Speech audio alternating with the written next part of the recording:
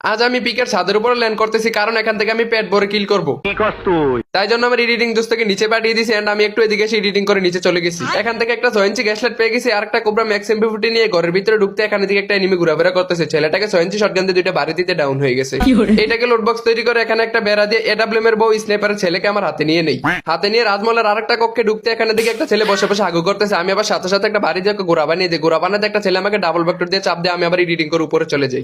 উপরে উঠে পিকের ছাদের উপর দিকে দুইটা ছেলে এখানে করতেছে মানে র্যাঙ্ক পোস্ট।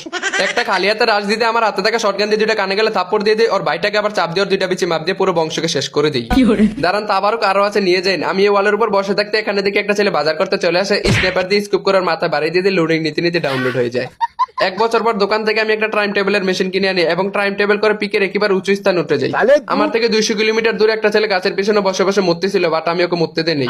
একটু এদিকে ফিরে দিকে একটা ছেলে কাল লোডবক্স থেকে টাকা পয়সা চুরি করতেছিল। সাথে সাথে আমি কয়টা বাড়ি দিয়ে দিই বাট ও গ্লোয়াল মেরে নেই। গ্লোয়াল থেকে বের হয়ে জীবন জীবনে ধরতেছিল লাঠি দিয়ে আরেকটা বাড়ি দিয়ে নিয়ে আবার একটু দৌড় দিয়ে আবার কয়টা বাড়ি দিয়ে তাও মরতেছে না। ছেলেটার জীবন মনে হয় কই মাছের জীবন।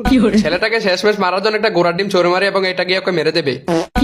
এত চেষ্টার পর মারতে পারলাম না কিন্তু শেষে লাঠি দিয়ে একটা বাড়ি দিতে কই মাছের জীবন শেষ হয়ে যায়।